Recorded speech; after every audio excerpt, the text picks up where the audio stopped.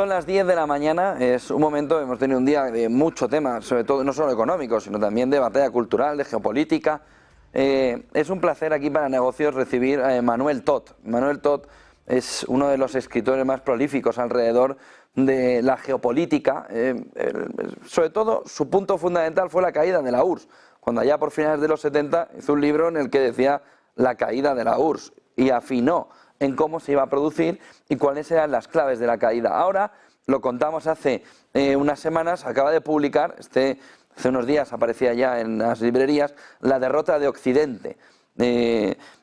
Ojo porque Emmanuel Todd es uno de los superventas importantes, por ejemplo en Francia, donde distintos medios de comunicación han puesto en la fotografía como este libro marca un camino que Occidente tiene que evitar, pero que va camino de ello. Thank you for having this time with us. Emmanuel Todd, good morning. Good morning.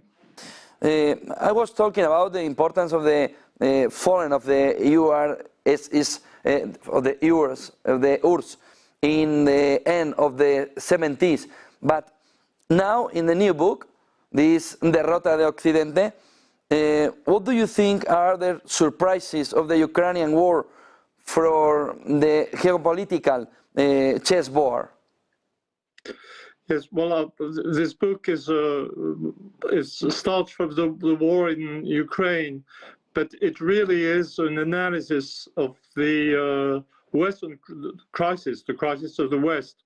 So it goes from the military situation to a deep analysis of of what's wrong within American society. And what I try to write is a reasonable book written by a historian and a social anthropologist, and getting very far from ideological attitudes.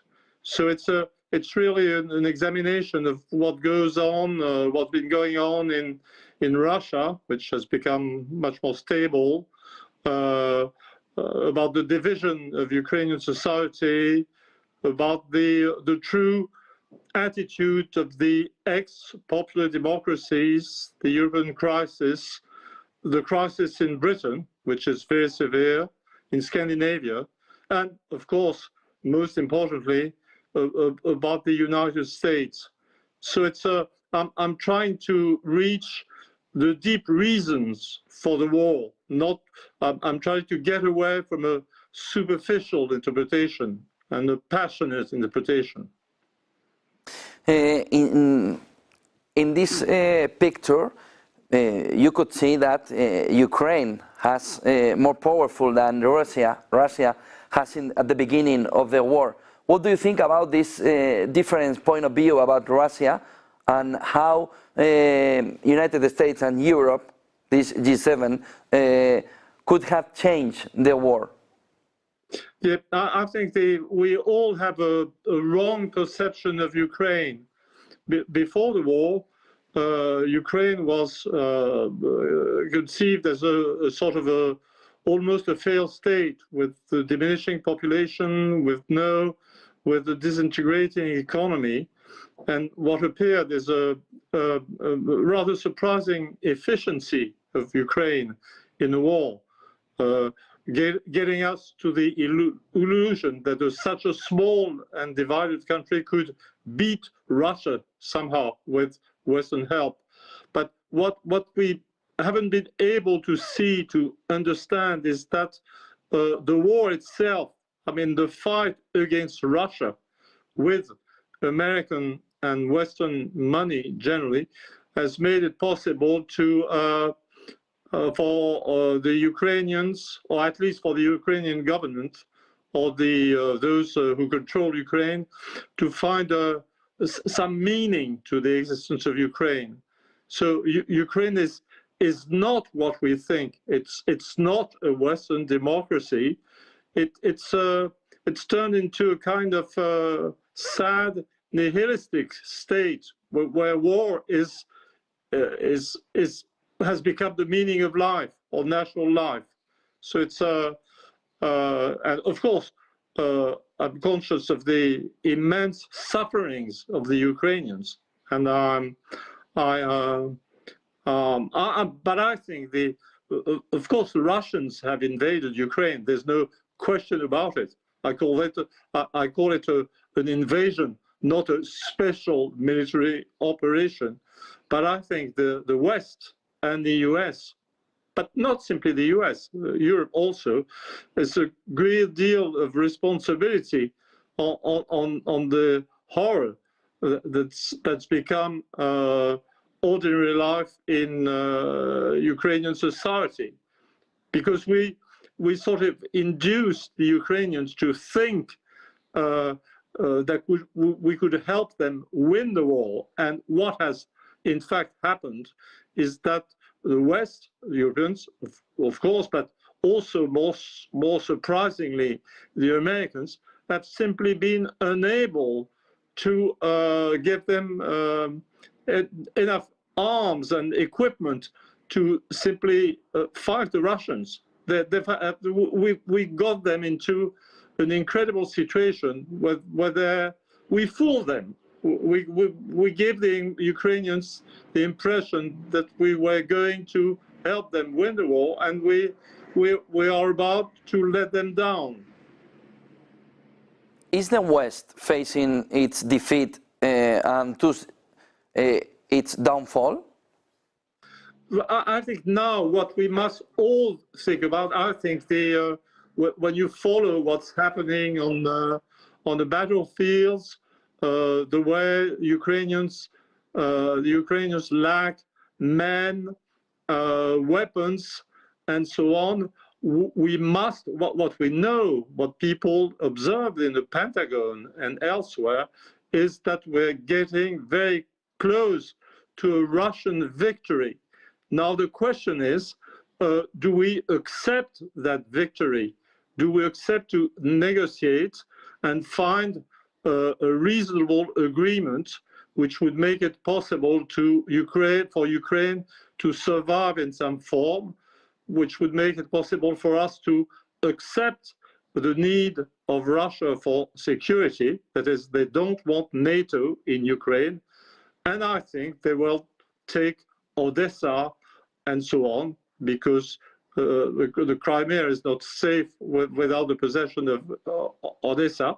And whether we accept our defeat, it's always possible to accept a defeat, or whether we, that is the Europeans and the Americans, sort of get into a state of denial where they want to escalate and bring European countries into the war. This is a very serious moment, because we're talking about letting the Ukrainians use American, British, and French weapons to strike the Russian territory itself. And it's amazing the way, well, I don't know about Spain. Spain is a reasonable country these days, contrary to Britain and France. But I don't know whether, well, what's certain that in France, the press is not even telling people what the Russian reaction will be or would be to an attack on Russian territory. Vladimir Putin just gave a press conference in Tashkent, in Uzbekistan, where he explained, during which he explained that these, the long-range cruise missiles cannot be used without participation, or in fact, can only be used with full participation of the military, French, British or American army personnel, and without the use of French, British or American satellites, and that the Russians would consider such a use of Western equipment as a direct attack by France, Britain, or the US upon Russia, and that they would retaliate. This is all very logical and simple and normal. But what is worrying is that the West is getting into a state of unreality denial, that we are not even conscious that the situation is very serious. So this is beyond the book. The book is about long-term processes. I explain how the collapse of Protestantism in the US or Britain led to social, educational inefficiency and decline, and the disappearance of industrial forces and so on. But now, beyond the book is, the book makes it possible to understand why Russia has been able to survive the sanctions, why Russia has been able, in fact, to face the West in spite of its very small GDP. But now we have also an immediate problem, and I'm happy I can talk about it now. For me, it was amazing your explanation in the book about the Protestantism and how this fallen was the beginning of the falling of the West. Could you explain in some words about how this Max Weber, the ethics of the Protestantism was the key, the main key about the going up for the West and now the downfall? Yeah, this is the heart of the book. I'm glad you talk about it. It's well, in Max Weber's view, that was before the First World War, it was pretty obvious that the rise of the West was in fact the rise of Protestantism, because for a very simple reason. Protestantism wants all believers to be able to read the Holy Scriptures.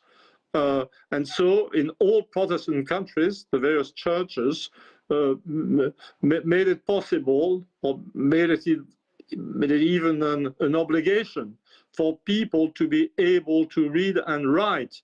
And also Protestantism produce a certain kind of morality, specific type of anxiety, and this led to the educational and industrial takeoff in Germany, at least northern Germany and Scandinavian countries, or Britain, and then the US was the beginning, very simply a Protestant country.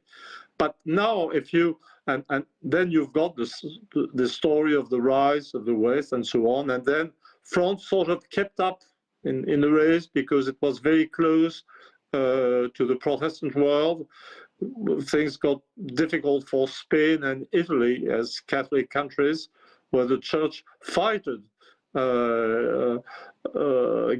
sort of give a fight against education, literacy, and so on.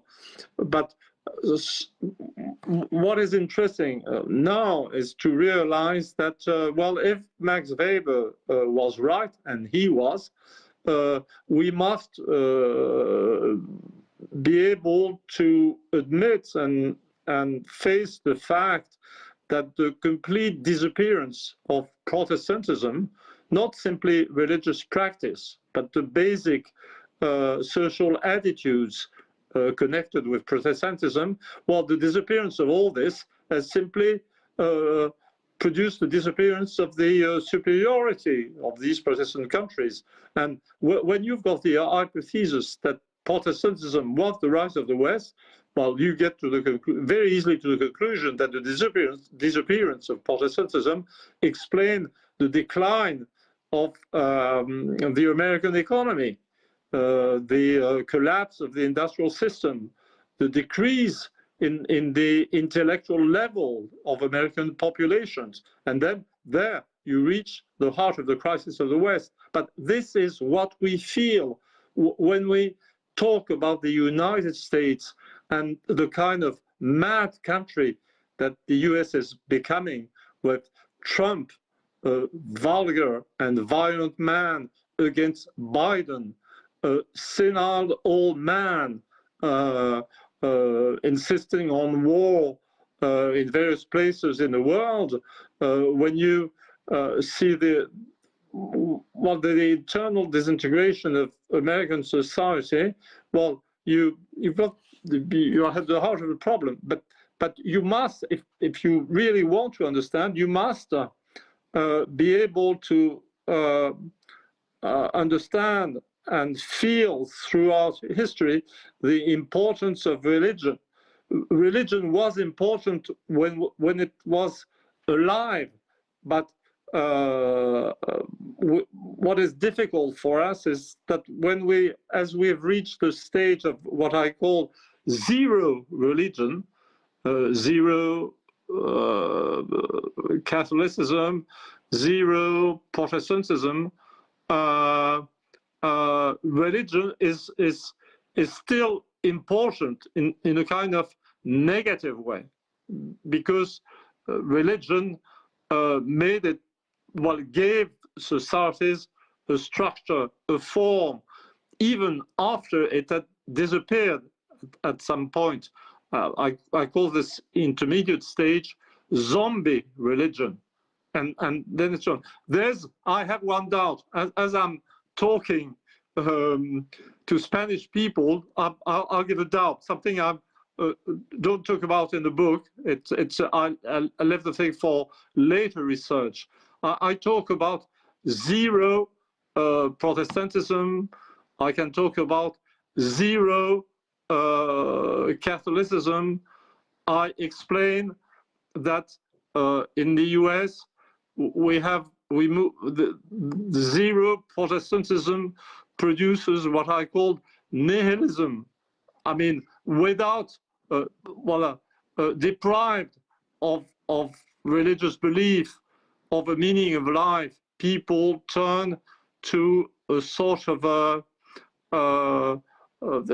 worship of the void, of nothing, which is nihilism, and they develop a passion for the destruction of things, people, or reality, and this described for Protestantism.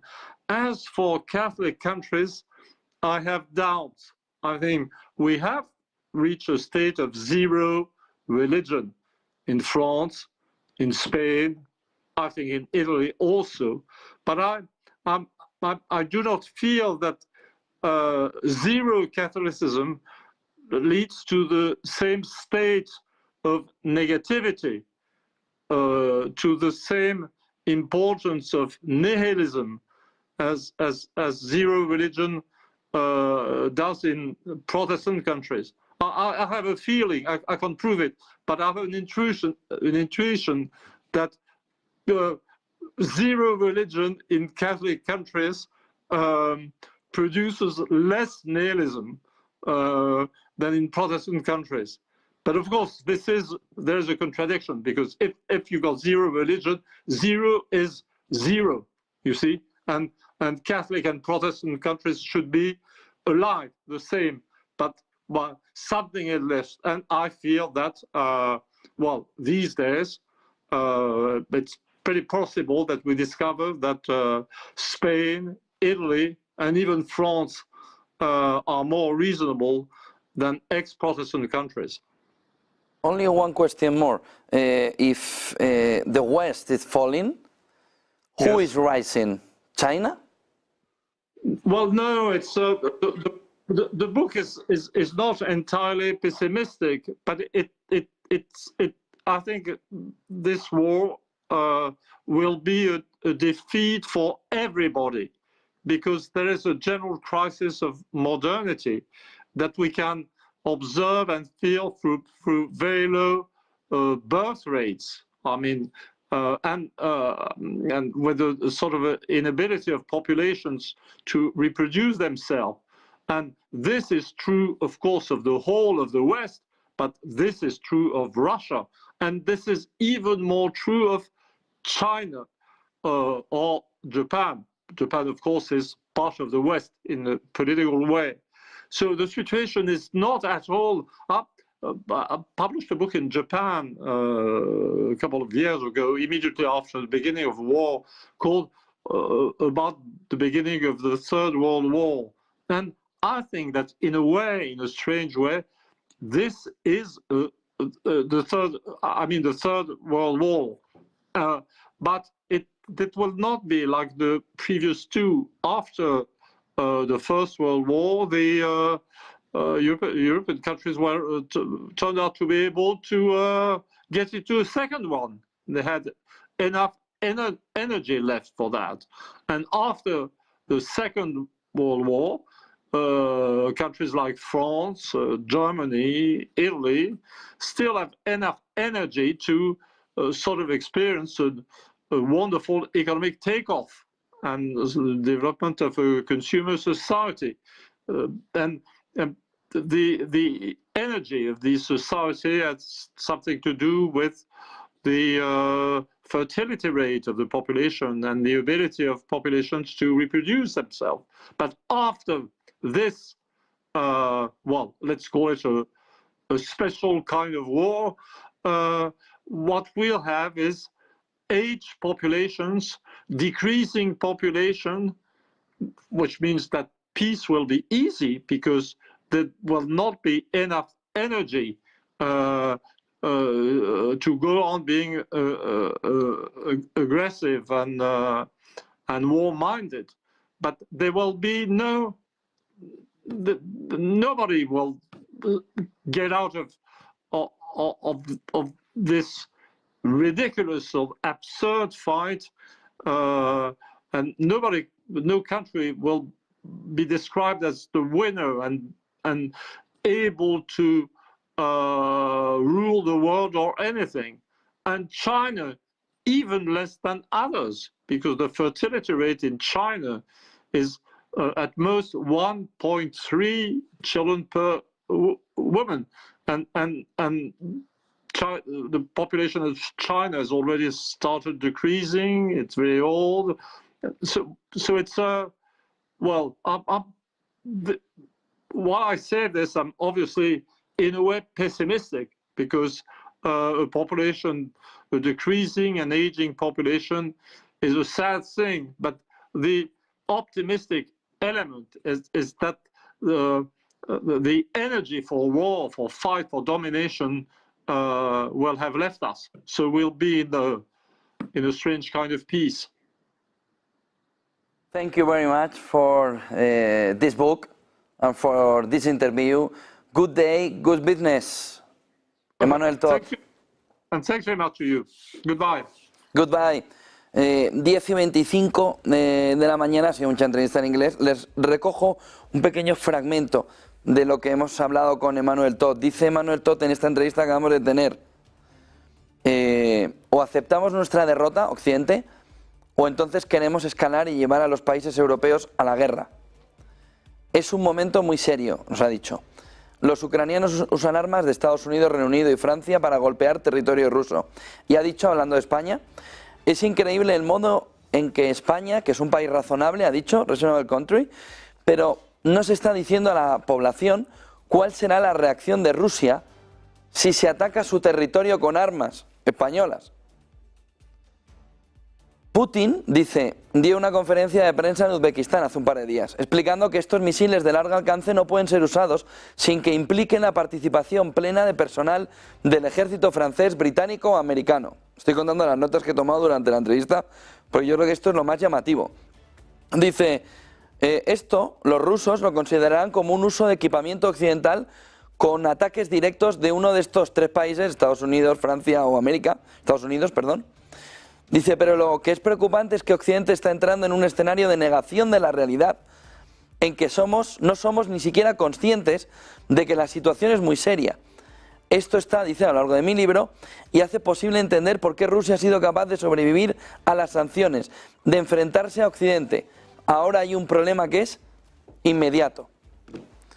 10:26 de la mañana, 5 de la tarde, Club Bilderberg, aquí en Madrid, reunidos para ver la fotografía del mundo que viene, o que ellos quieren que venga. Buen día. y buen negocio.